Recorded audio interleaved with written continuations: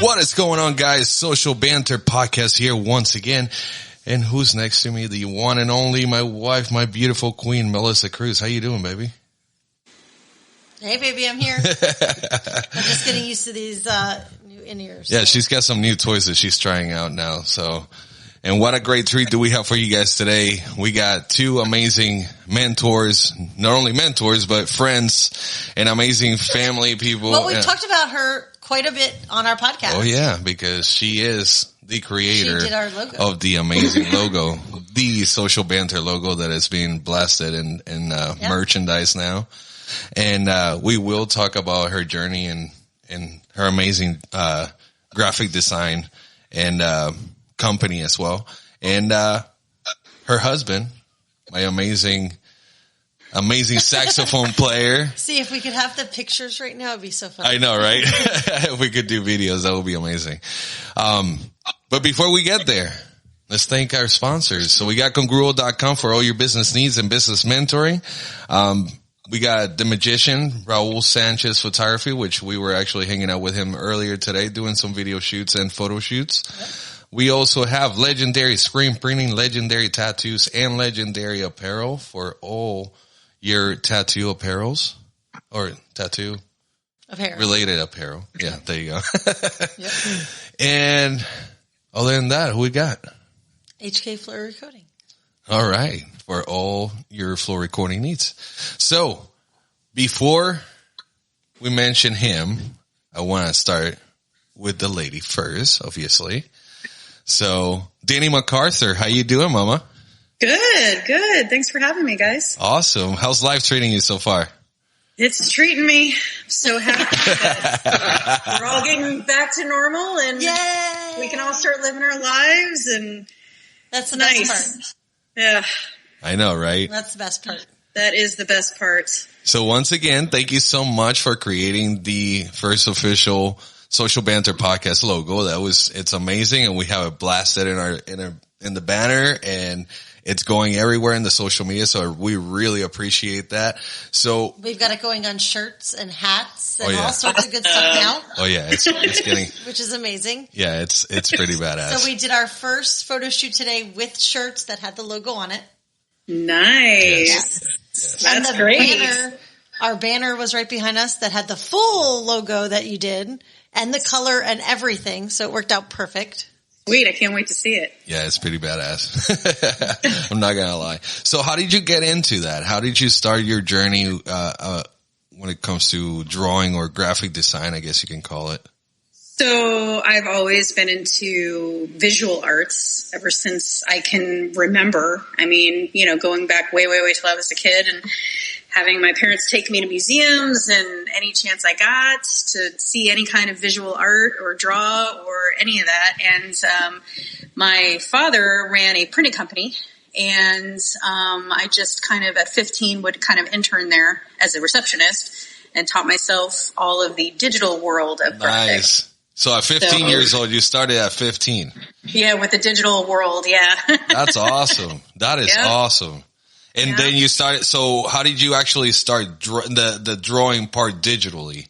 So that just kind of morphed over several years of working in the business, starting out working as a receptionist and just doing it in the free time in between calls. And then one day a position opened up and I just said I would do it. And it just kind of took off from there. And then that's what I do full time. That's amazing. And it's still your dad's business and everything this whole time. So it's been great.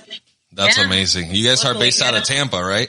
Yes. Yep. What's the name of the company again? It's Graphics and Design. Graphics and Design. So shout out to them. They were amazing. Oh my gosh. I've seen them do so many logos before for all kinds of, flyers and products and stuff like that for All Access. And it's just been the stuff that she would come up with, and the Mac would come out to the office the next morning and he would show us and we would just be laughing or be like, oh my God, so badass, Well, it's good to have fun with it. Exactly. Yeah. Or then all of a sudden you see your face on a lemon, That's pretty cool. Be nice. I know, right? What you might end up. That's so awesome. So speaking of, Other than graphic designing, you are also a singer. Yes. Well, I wouldn't say that I'm a singer. I would say that I sing. There's a difference, and there's a big difference between the two. But yes, so Michael and I used to have a duo. Michael's always been a musician, and but I did actually go to college for voice, and I did that while I was working. And then after 2 years of college of that, I realized I didn't want to teach, and I didn't want a performance degree, and I needed a job. So I continued working with my dad and said, you know what, college might not be for me. Exactly. So I just finished up with that, and then Michael and I have been lucky enough to work together a few times. We did a duo for a while when our daughter was real small, and did that for 6 years or so, about 6 years we did that together. So that was nice. I haven't done anything I haven't done anything as of recent, but, but it was really nice, and it's fun to do it once in a while. Oh yeah, that's awesome. So how was it working with him though? But that brings us to Mike's background on music and sax playing and things like that. So yes. How long has it been now, Mac?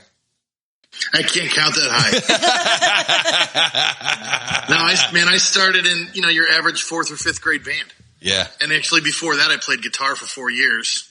Gotcha. And then I stopped playing guitar because my guitar teacher stopped giving lessons, and I didn't want to take from anybody else than him. So I was listening to Huey Lewis and the News, Heart of Rock and Roll, on the way home from my very last saxophone lesson, or my guitar lesson, and my dad's like, what do you want to do? I'm like, I want to play that instrument. So literally, that's how it started. Like, literally, it sounds like a story, like it's not true, but we literally went to the music store, rented a saxophone, and then I just kind of started making noise, and was really lucky to find amazing teachers through my whole progression from middle school to junior high to high school, and then into college, and even still today, just, my mentors that I spent a lot of time with. So that's how it all started. And was that back in New York? That was all in Rochester, New York. Yep. What school was it? Well, I was at Fairport High School Fairport district schools for all my music, in school classes, but in Rochester's the home of Eastman School of Music. Mm-hmm. So as early as middle school, I was able to go and take classes and lessons and private instruction from Eastman School of Music, which was like, that's just kind of a dream. You don't even realize how awesome of a resource that was until you're older, and you realize, holy crap, I grew up in Eastman School of Music as a kid. Exactly. And then you look back at it and you're like, whoa, people come from all over to go there, and I was there every Saturday, Yeah. Now, it's pretty crazy because I remember you showing us pictures and videos of you still go back to your school, don't you? And sometimes? Going back on Thursday this week, we're going to Rochester. Are you going to be playing again over there?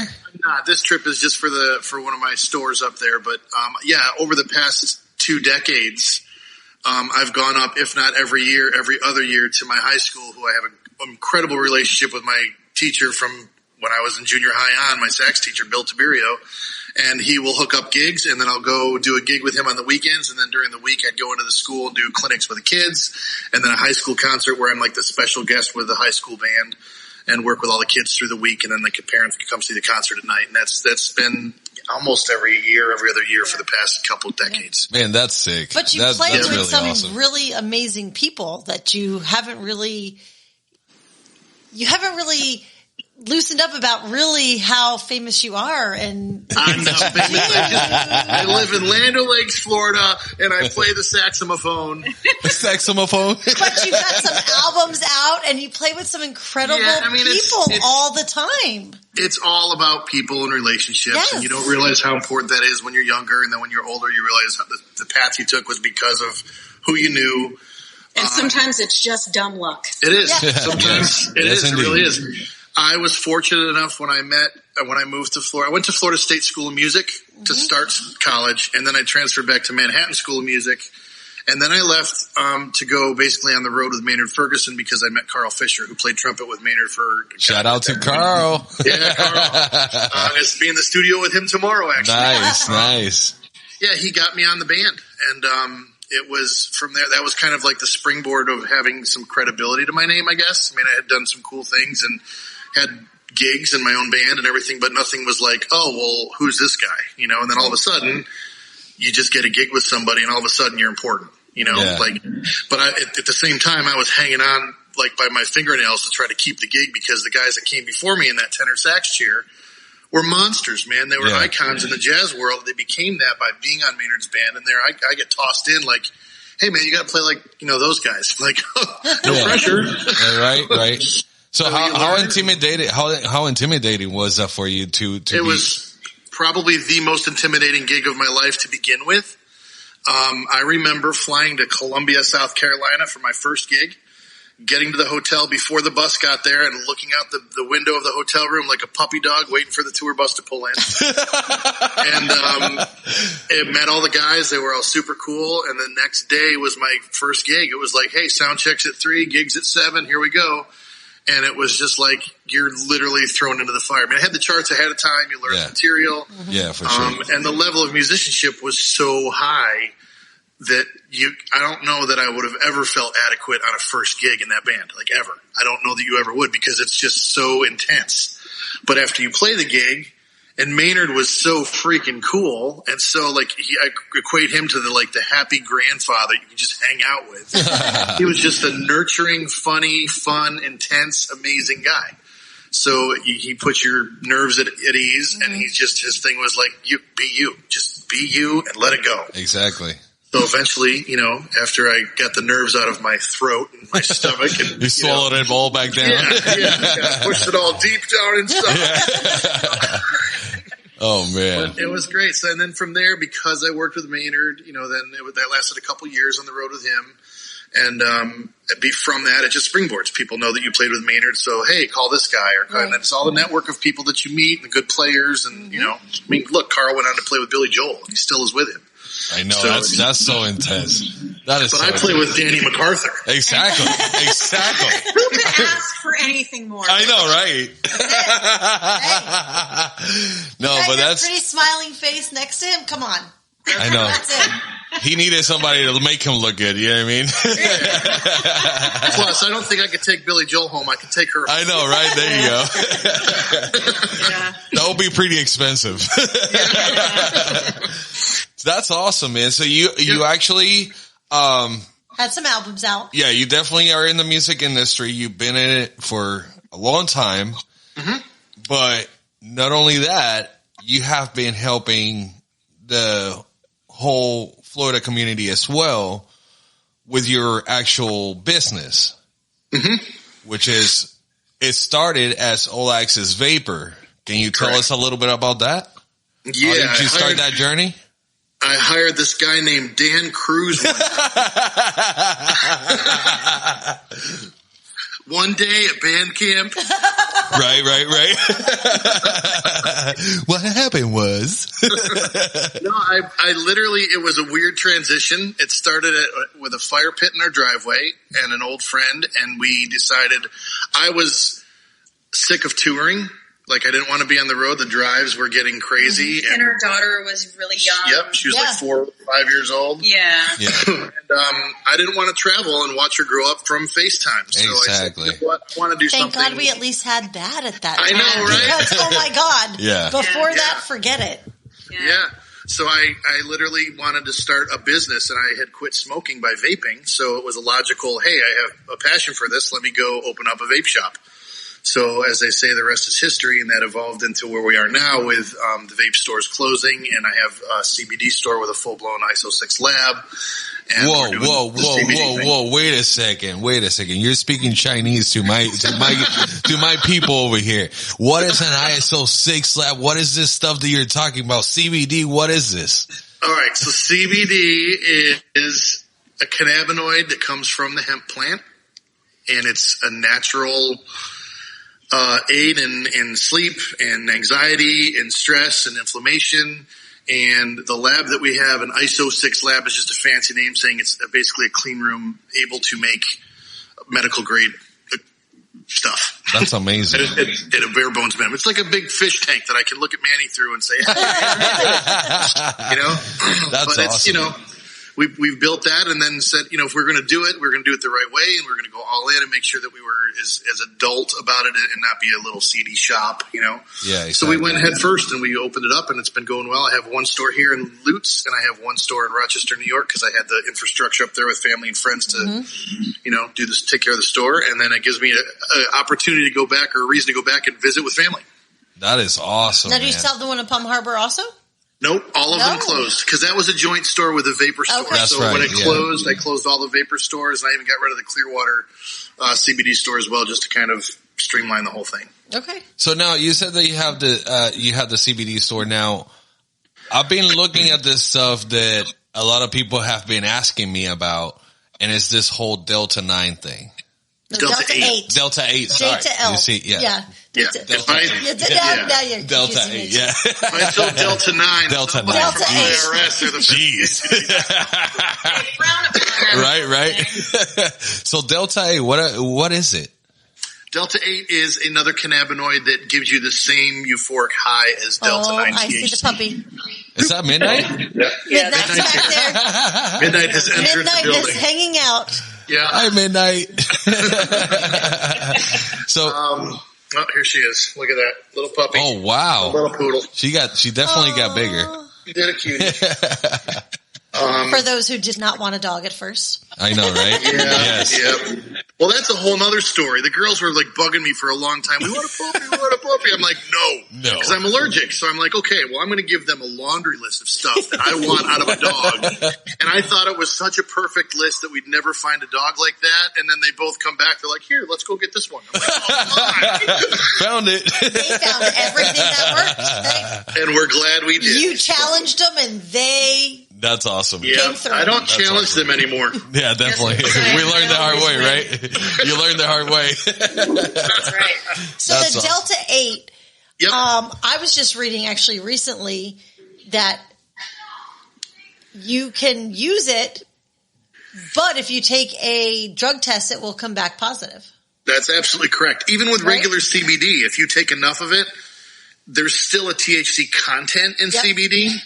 But we're below, obviously, because our lab and our third-party testing, we make sure that everything is below the legal limit. So Gotcha. Get it, my store is legal. Right. But Delta 9 shows up on a test in much the same way. So even though it has a really low level of THC per se, and Delta 9 is not, Delta 9 or Delta 8 right now is I did it too, right? Sorry. Delta 8 is actually protected under the Farm Bill right now. Okay. I don't think that will last a long time because you literally can get high off it.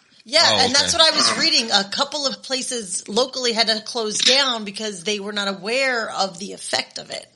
Yep. But why would they make them shut down if... Because people because you can get high from it and you can fail a drug test.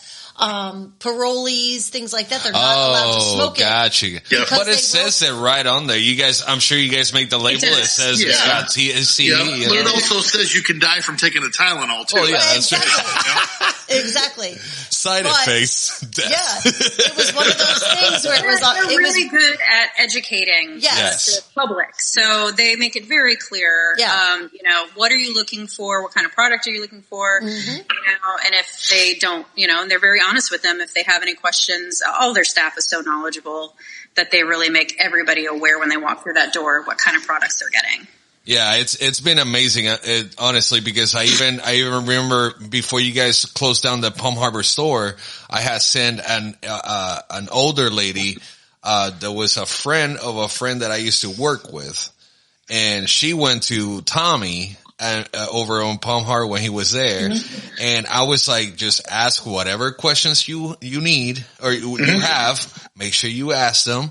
They will give you the right answer. There's no stupid question, just stupid people. Don't worry. Yeah. So just go over. And she came back and she was like, oh my God, I can't believe that he gave me all this knowledge and now I know all these things and now I know what I'll be able to do to be able to get rid of her joint pain and stuff like that. With that's half. I mean, that's more than half of what we do is just give people real solid information that they know when they walk in. First of all, it's set up so that they realize we're not playing around. Beautiful. We show them the lab so that they know we're approved by the Florida. We have permits with the Department of Agriculture.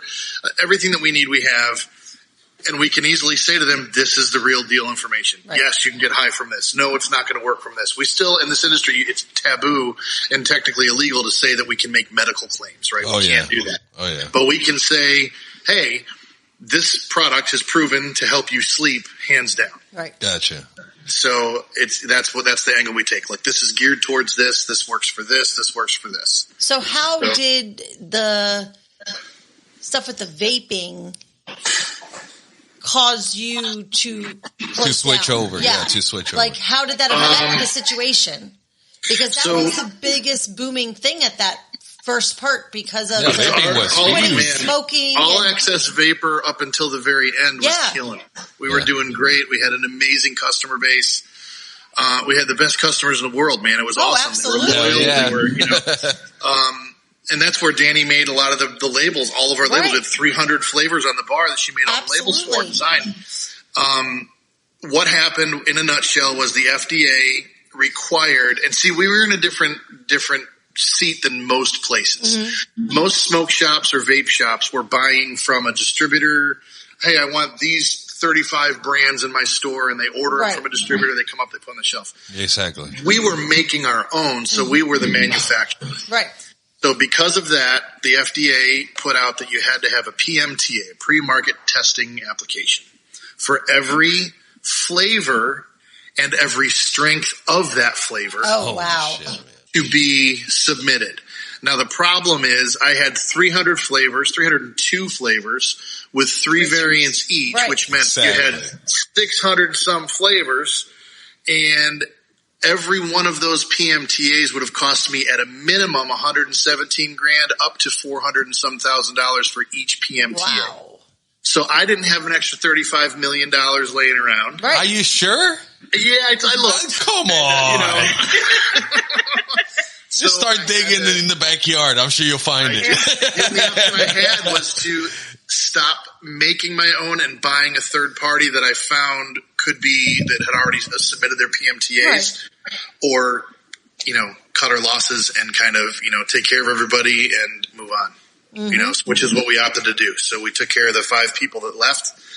And then I kept, the rest that are still with me now stayed, and it all worked out. I mean, we still hang out and talk to everybody that worked there. They knew it wasn't me saying, "Hey guys, goodbye." Right. Exactly. Oh, it was a holy crap, this is going to go down. It was out of your hands pretty much. Yeah. So that was the progression, and right now it's great. We have the 2 stores, we can focus on them, and we got a nice core guys. And how did you actually learn about this? Like the CBD part, the vape part?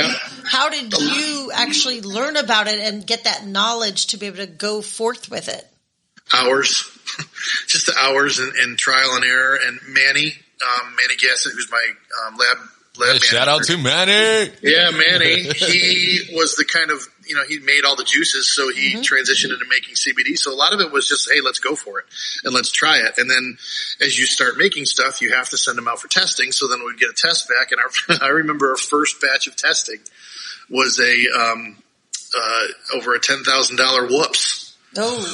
We sent it out and we're like, oh, well, we didn't calculate that properly. Well, shit. And it all came back as like a bad testing. We can't sell it. I'm like, oh my God, we got to do this all again. So it was a lot of trial and error, a lot of mistakes, a lot of, let's try this first, a lot of research, a lot of hours. And then we started small. We had a small line of our own things. We carried some third party stuff, and then eventually we replaced the third party stuff with our products. And now we keep some that are, there to basically show people the difference between ours and theirs price wise and sell them on ours or whatever. But, and we don't have a commercial kitchen. So some of the edibles we don't actually make. We hire them out for somebody else to make them for us. Okay. What about the creams and the lotions and all that stuff? You guys make that there? We make everything. Anything that's in a bottle that says All Access CBD, we make it. Wow. Yep. That's so the lotions, the face recovery cream, the freeze, the heat roll on, everything. What about the buds? How do you get the buds? So we have a deal with a few different farms that we use because they all carry different strains, because it's much like the dispensary world. There's strains of everything. So we have a few deals, partners actually that we work with, and we buy, pounds of flour at a time, and then we bring it into the lab, and then we put it into either pre-rolls or jars, and people can buy it right over the counter. That's pretty awesome. And you also have, bath bombs, right? Bath bombs, baby. Yep, actually, it's a local soap company.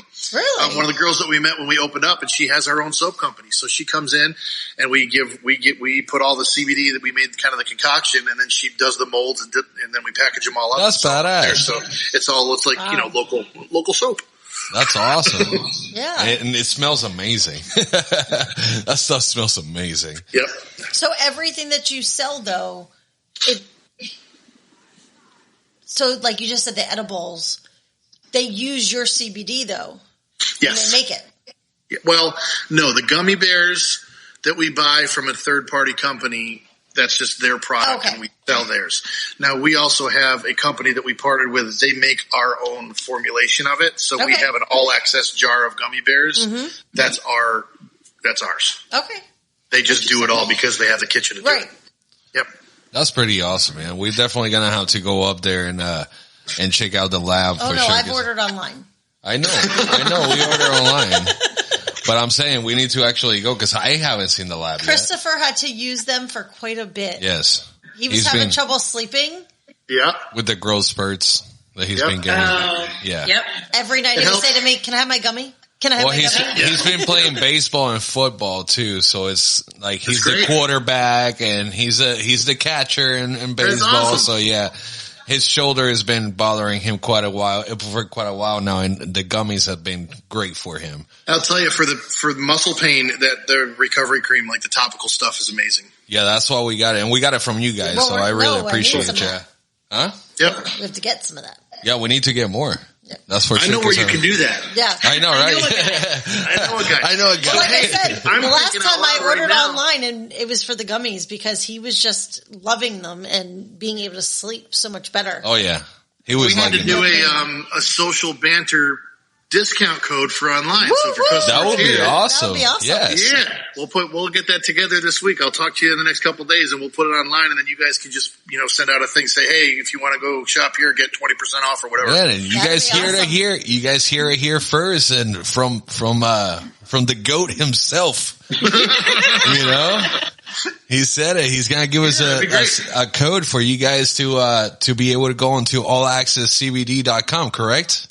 allaccesscbd.com. allaccesscbd.com, and you'll be able to get a discount on a discount code for all the products that they have over there. They got pre-rolls, they got edibles, they got buds.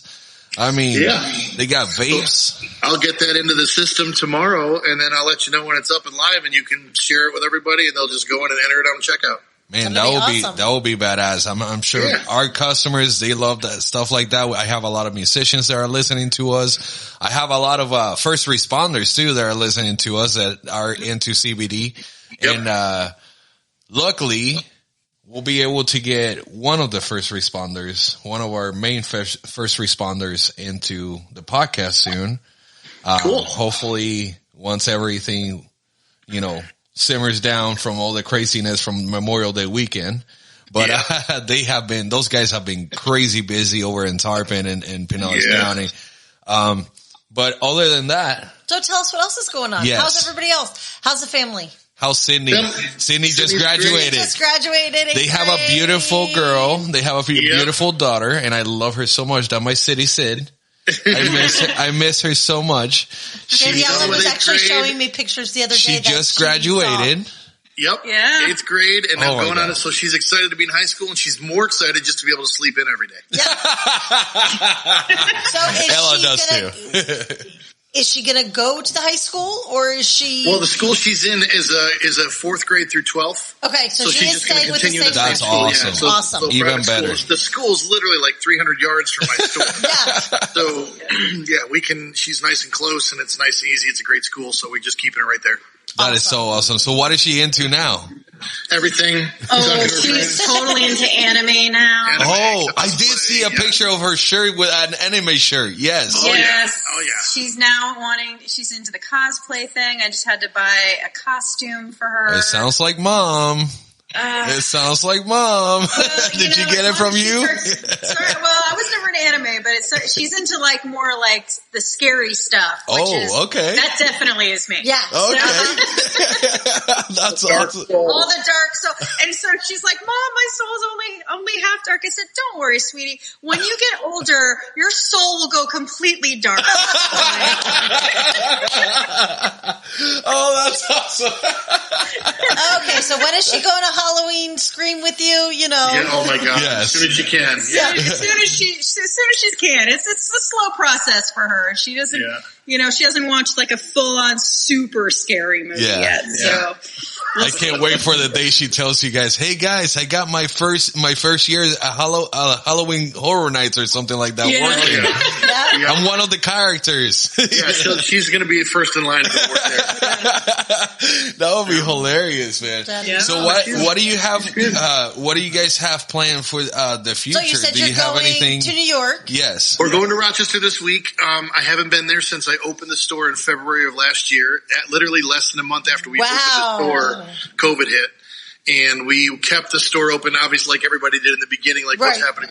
And then we had to shut down. The store was closed for almost 2 months up there. And then Alex, he's a brother of one of my best friends from high school, is running the store. So thank God he was there. He took everything under control, and then we reopened, and he's had it running ever since. But it's all, like you said before, thank God for FaceTime, because we talk a lot. We see the store, and we can, show him pictures of what we're doing down here in real time and everything. So we've had a lot of communication, and I've actually had him down here. He was just here last weekend because he had a couple days off through Memorial Day. So we flew him down literally like for 2.5 days. And just to get him down here in the same room with the guys and make him feel like part of the team. And now we're going up this week to spend there. They're doing a meet the owner weekend. So everybody that's been up there and seen my picture on TV, they can come into the store and we can talk and shake hands and all that kind of stuff. So they can actually get an autograph from the goat himself. I want their autograph on the receipt. I know, right? Exactly. That's what you want.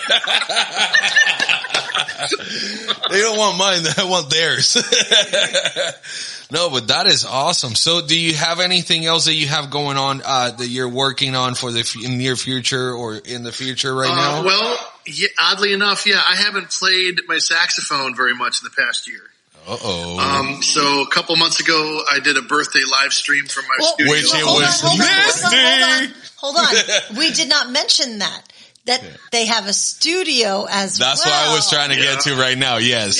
He doesn't only own the stores and he's got an all access recording studio. All access recording in Clearwater, Florida. Yep, my partners there, Ronnie D and Doug Johnston. Yeah, shout out to them. They're amazing. Yeah, they keep that thing going. I'm like the figurehead that kind of takes care of invoices and says, do this, don't do paperwork. This. And then they go there and make all the magic happen, and they're absolutely amazing at what they do. So that's why they're there and I'm not, because I would just get in the way. But I have the luxury of being able to book time and do whatever I want at the studio. So I've actually set a date, because if I didn't, I wouldn't make it happen. So I set a date for July 7th. I'm going to be in the studio and do some recording for me.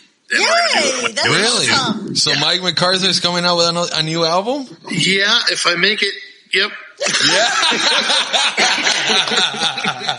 Now I've got the guys ready to go. We've got the date booked, and I've got a good idea of what kind of tunes I'm going to do and the vibe of the album. So I want to just, even if it's 5 or 6 tunes, I want to get some new material out just to play. That's awesome. I wasn't joking. Like, if I make 9 cents off of it, like, cool, awesome, yay. If I don't, it's just music I can have. It's kind of like it's the story of my life. At least Sydney can say, "Hey, my dad had all these." Exactly.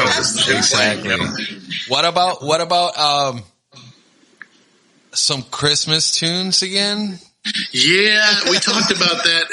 July and August is probably the biggest month for recording them, because then as you get into the fall, they start pushing them to radio. Yeah, that's what I'm saying. We're getting there. Yeah, I just told him the other day, I'm like, I think you need to have another Christmas song. Yeah. Well, we had an idea at the studio at one point to do like a conveyor belt Christmas album, right? Okay. So the idea was we hire a really awesome rhythm section, and we get like 10 different artists or 12 different artists to all come in and do one song with that rhythm section.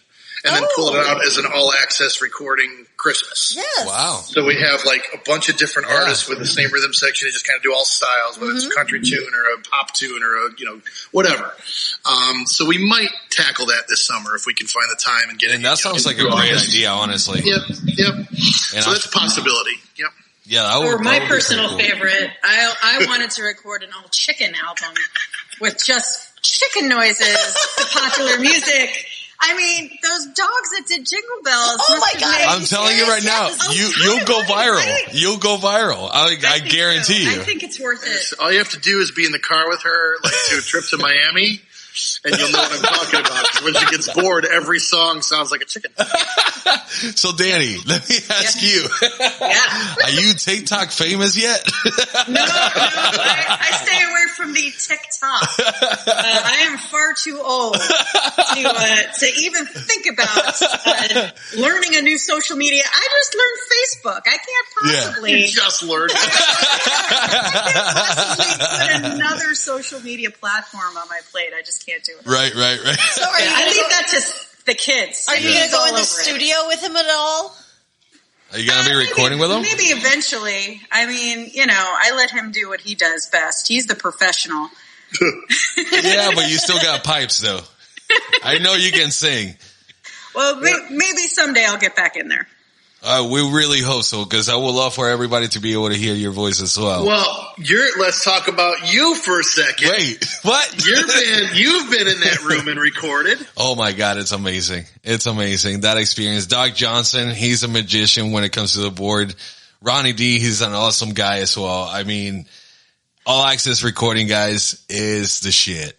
I mean, you guys need to go there. Go call Ronnie D, call Doug.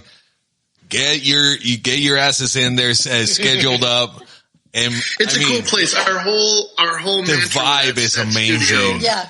That's it. That's the whole vibe, thing. yes. It had to be a place where musicians could go and feel like they were in their own world and not in a place where they had to pay too much to be there, or it was like too sterile of an environment to create. So we've made a lot of changes. Even since you've been there, we've made a lot of changes with just the vibe and some like equipment and the just everything down to lighting and furniture. Like, just I can tell you this right now, man. I can tell you this, and you know this. I actually.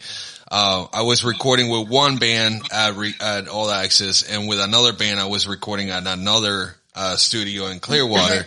And the other studio is one of those that, has named people and stuff like that, they spend millions and millions of dollars in it. But when you get in there, I felt the stress the whole time. Yeah. I did not feel like I could just relax and actually play. No, yeah, that's why the first thing we did was going. we bought a refrigerator and stocked it with beer. Oh my God. I mean, you have to have that atmosphere of, like, we know all the little food places. So when we want to stop and take a break, it's not like, okay, the clock's going, we got to keep going. Like, let's hang out. You got to be right to record. You're an artist. It's creating art. And Ronnie is like the master of all ceremonies, man. Oh, yeah. He's the guy that yes. makes everybody feel happy and comfortable and warm and fuzzy all over. He is something else for sure. Hell yeah. And his son, AJD, he's a badass guitar player. All of them, man. And his other son, Jacob. The drummer, yes. Yeah. Yes, he's awesome, man. And I gotta say, I do have to say, the new room that you guys have in there, the production room. Oh, the green room. The green room. Oh my God. Oh yeah, we have that in the B room for the production. Yeah. Yes, and you have the one with the big screen and the gypsy stuff on the wall. It's badass. It's the vibe again. The vibe. Yep. When you go in there, it's a songwriting room pretty much. Yep. You sit in there, you have that vibe, and you can feel the energy just making you get focused. Yeah, that's what we do.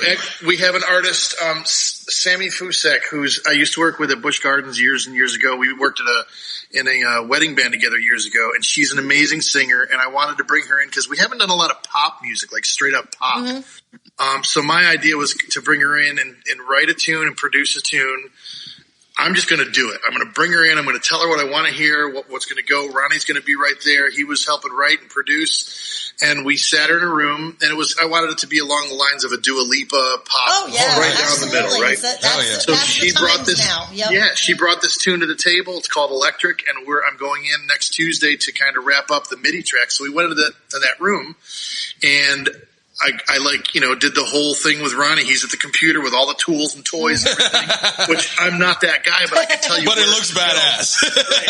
So Ronnie's like clicking away, and I'm like, okay, the drums need to go like this. And then he makes it happen. I'm like, no, we need like little bells. Ding, ding, ding, ding, ding. Yeah, I know, right? It happens. So then you just move them around like a little storyboard on a wall on this computer screen.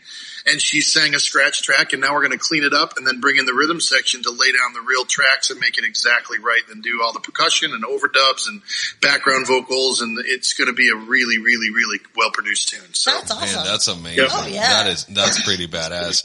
Now that you I know that you haven't played sax in a while, but do you have anything coming up music-wise?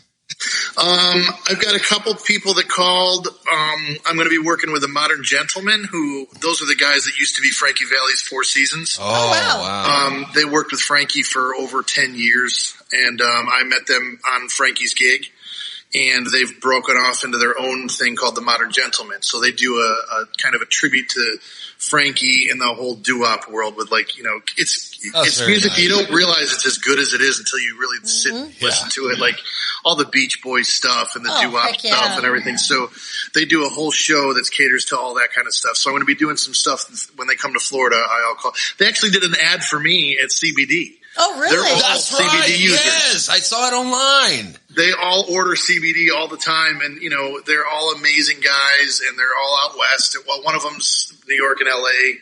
A couple of them are Vegas. Yeah, so they're all awesome. So whenever they get to Florida, they just call me and I hop on wherever they are. Hell yeah, that's pretty badass camaraderie that you guys got. It's fun for years, right? Because you guys you've known those guys for a long time. I've known them for a long time, but they were I think they were over 10 or 12 years with Frankie touring the world. Yeah, and I would say I probably knew him for 4 or 5 years ish. Yeah, and then it's been years since then, so another few years on top of that. So, and you've been doing a lot of stuff with Carl as well, right? At All Access. Been involved with it. He's got his own couple projects going on. And he's got the live stream that he does too, right?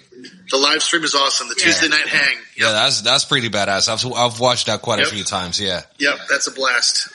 And then he's got a band called Ted Eye, which is the with Luis Alicia. He's played drums for him, right? On that in that Luis project. And Patrick Bettison, yes, LaRue Nicholson. We took that band, or Carl brought us down to Miami to the Trumpet Guild or whatever, and we did a headlining thing there, and he's had the band out doing some other gigs, but he's got a really cool multimedia, music that's the evolution of trumpet players, right? Okay. So he goes through the Dizzy and Miles and Maynard and all the guys and pays homage to all of them, but he has a video presentation that he puts behind it that goes hand in hand with the songs that he's doing, and that video includes interviews with Maynard or interviews with Miles talking about the music while they're playing. It's really, really cool. That's badass, man. That's so sick. No, I definitely do remember when you took me out to, it was, in St. Pete that we went to it was at St. Pete that we went to go see him. He was actually playing at a blues bar that we went to down there. Oh God, that's been forever. Oh guys, that was the first time in all black. I think so. And you guys did your little date? Yes, it was just him and I. Yes, we went out there, and that's the first time that I met Carl out there, and it was just such an amazing. Was that the Palladium or where? Yes, the Palladium. Yes. Okay. Yes. Thank you. That is in St. Pete, right? Yes. Yep. Okay. Cool. Yep. Yeah. No, that place. First of all, the place is phenomenal. I would have never guessed that place was there. Mm-hmm. It's like I thought he was taking me to a little alley and something, and going to this, side door and shit. It was badass. I mean, what a great experience. But meeting Carl Fisher, that guy, he is something else, man. Yep, I mean, what an amazing, humble man that is, and very happy and positive and just full of life. He is. I mean, he's the epitome of somebody who has a vision that he is a trumpet player. That's what he is. Right. Yes. Now, just like everybody else, everybody has other stuff in their life. Carl's also an amazing captain and a charter guy. Like he lives on boats. Oh wow! Like that's his second love. Hey, he looks like one. Yeah, he looks like a captain. He is a fisherman, and that's why his thing is fish music. His boat is Peridot Fish. So FISCH. So play on names and everything. So, but he's always been involved in boats and having his own boat and yachts and. But he's the kind of guy that he is a musician. He will always be a musician. I mean, when you look at what he's done, he kind of planted the roots with Maynard at such a young age, but then he went on to play with Diana Ross and Blood, Sweat, and Tears, and he's done stuff for Randy Jackson and Mariah Carey's albums. And I mean, just players, there's a laundry list of people that you could say he's worked with and played with and knows. Dave Matthews, he's done all the stuff, like the guys that you always hear about. He's been there and done it. So, and when you hang out with him, it's like, all right, where are we going to get lunch? He's a friend. I've known him as a friend. We played on Maynard's band a very small amount of times because he was leaving as I came on the band. But it's just that family. Once you're in the Maynard world, it's kind of like everybody's a friend. We actually have a friend, the trombone player that was on the band he's here in Tampa now. We're going to do lunch tomorrow at the studio because we haven't seen him in a while. And he went on to play with Jason Mraz. Oh, wow. And that's awesome. Postmodern Jukebox and everything. So Reggie's in town. We're going to go hang with him tomorrow. Man, that's amazing. That's really awesome. badass. Yep. No, it would be an honor to have Carl Fisher in this podcast as well one day. That would be pretty cool. That would be cool too because I just sell CBD, so I don't know why. I know, right? Listen, local community. That's what we're all trust about. me. You have helped the community absolutely in many ways. Yes, and starting we from have the vape, just getting people to quit smoking. Yes, not only that, but just because of you. The community and the brotherhood and the camaraderie that we have been able to form because of All Access, because just because of All Access, you know what I mean? Yep. And not only that, but I also proposed to my beautiful wife at All Access Vapor and Lutes back in, what was that, 2018? No, 2018 is when we got married. 2016. Shit. So what year was that? Yeah, probably 2016. I'm bad with years. Yeah, it was 2016, 2016, something like that. It was a long time ago. I got video of that night. It was awesome. Oh my God, I need that video. I was trying to find the video and I couldn't find it. I'm like, shit. We have pictures. I'm sure somebody has one. Danny dragged me out on a supposed girls' night. Yes. Because you guys were working late. Yes, Dani Macarthur was the accomplice in that one. Had to be very sneaky. Yes. And then she comes in and she passes the entryway. She's like, wait, what's going on? Is there so many people here?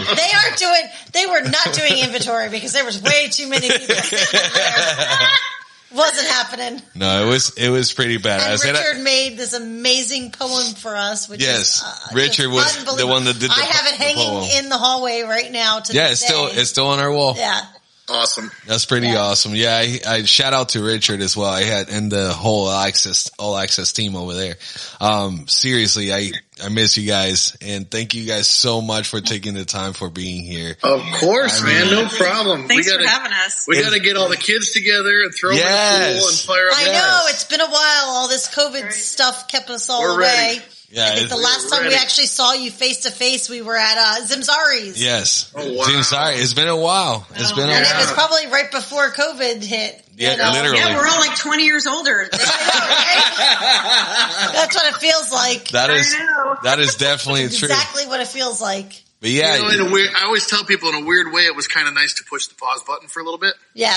I mean, I know everybody had their struggles and their hard times and everything happened, but it was kind of nice to be at home and kind of like step back for a second and just redid our kitchen and we spent time as a family. Really? You guys redid the kitchen?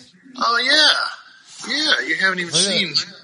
Oh, man. Oh, wow. Look at them lights. Awesome. Look at that. Bam. Yeah, I like it. Oh, look at that. Jeez.